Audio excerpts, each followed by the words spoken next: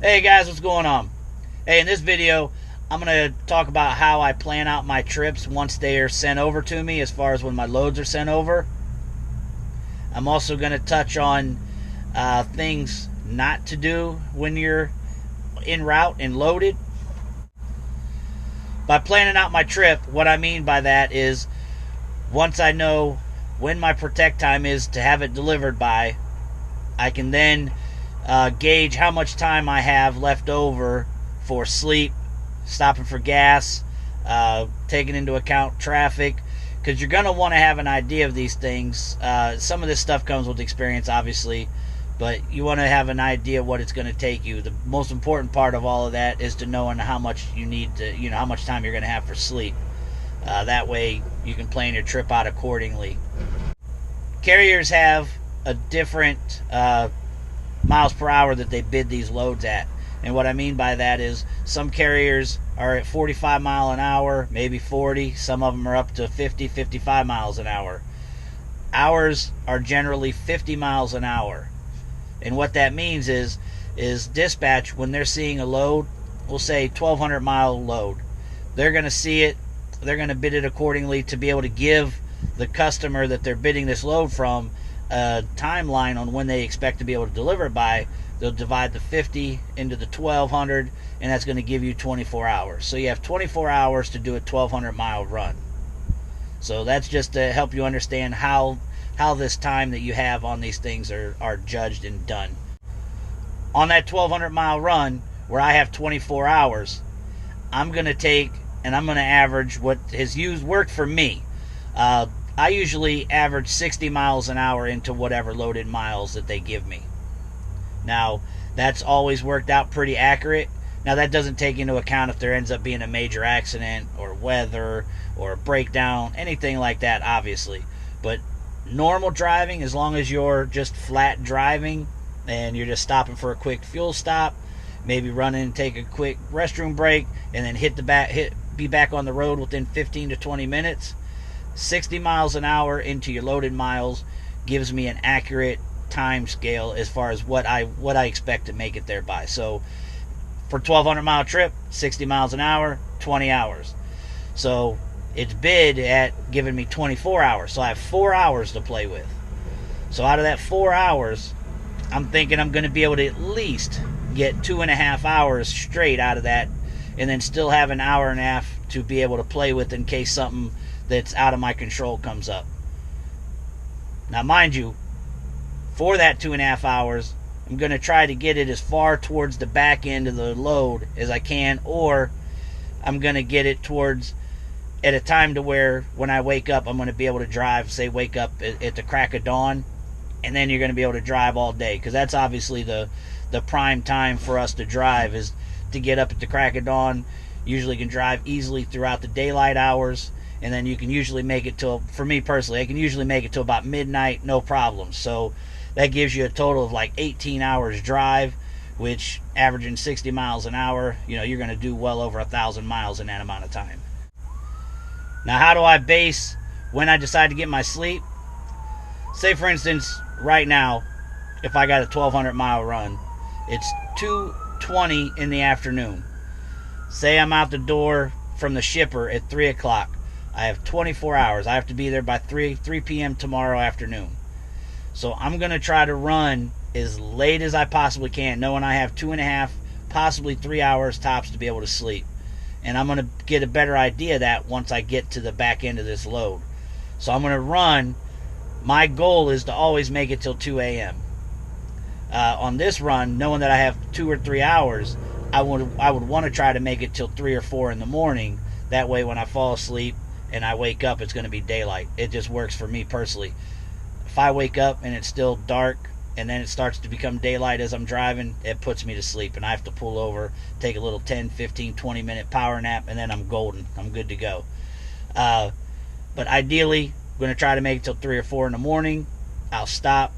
Now, that obviously gives me 12 hours of driving roughly if I make it to that. So I should get roughly 700 plus miles in, which means I have, about 500 miles left. So about 7 hours, 7, 8 hours drive time to expect to have left. So I'm going to be able to get up at 6 or 7 o'clock, and I'm going to finish it there by 2 o'clock in the afternoon. So that's how I would ideally deal with that one. Now, if something came up and I was tired, I'm just going to kind of go with it. I'm just going to kind of ad-lib with that. But generally, as a rule, that's how I break things down. I do the 60 miles an hour into my loaded miles. That gives me a good idea of what it takes. Minus that from the protect time amount of hours that they give you, and then that gives you how much time you have to play with to be able to figure out how much time you're going to have to sleep. Never take it down to the last minute. Never be like, oh, I got 4 hours to play with, so I got 4 hours to sleep. Always leave at least 1 hour buffer. At least 1 hour buffer. Because say I got up the next morning at 6 or 7. I'm driving. I'm starting to feel a little sluggish. I've only got like 200 miles left now. Maybe less than 200. But I'm feeling really tired. So I just pull into a rest area, and I'm able to use another 15, 20 minutes or a half hour for a power nap.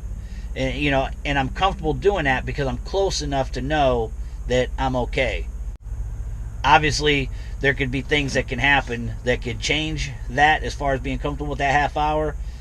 And things that would change that was that if my last part of my trip was through Chicago, Atlanta, New York City, Houston, any of these really bad high traffic areas, then you ain't got no room to eat into that last hour.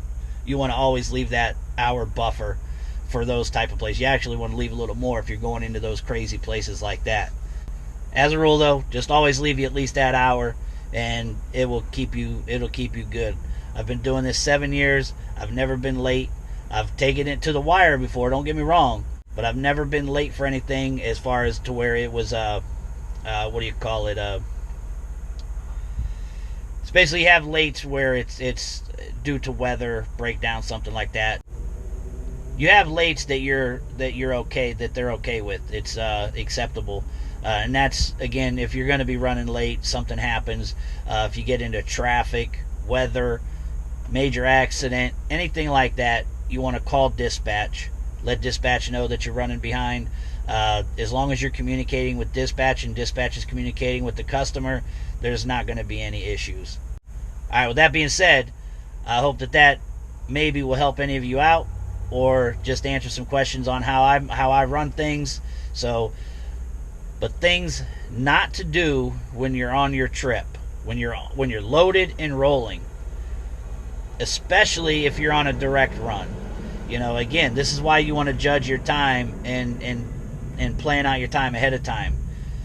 You don't want to stop and have a leisurely meal to where you're sitting down enjoying some nice entertainment.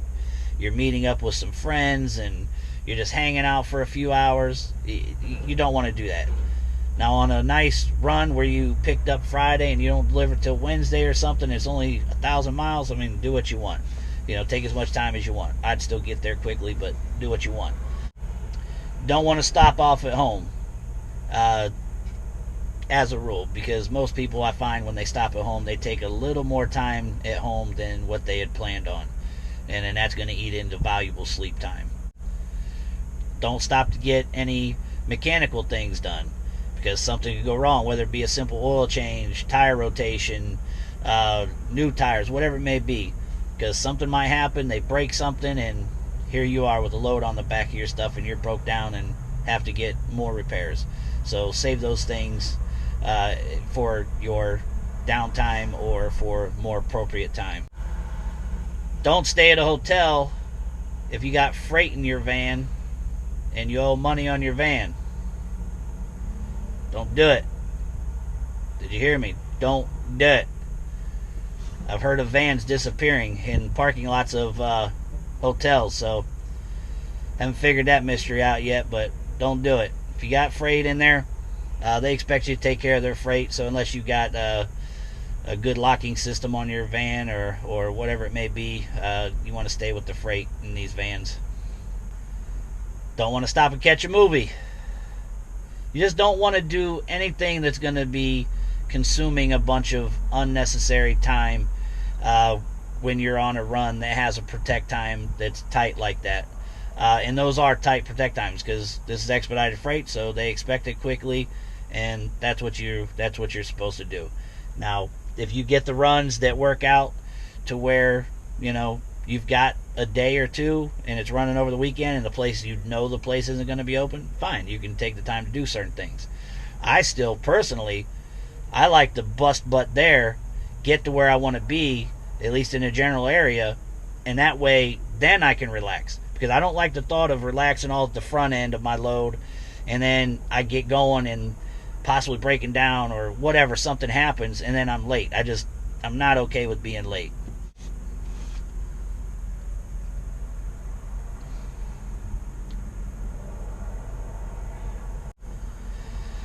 All of it's a lot of common sense stuff, but you'd be surprised how uncommon common sense is anymore. It's very bad, especially out here with drivers. And I don't care whether it's expedite drivers, big truck drivers, straight truck drivers. There's a lot of common sense lacking out here. So, saying that, I'm saying these things in this video for a reason. Just sharing my thoughts on how I do things, and hopefully it helps you guys out. As I said, any of you guys have anything else to offer, you know, put it in the comments, let me know. And I'm gonna get out of here, man. Bye.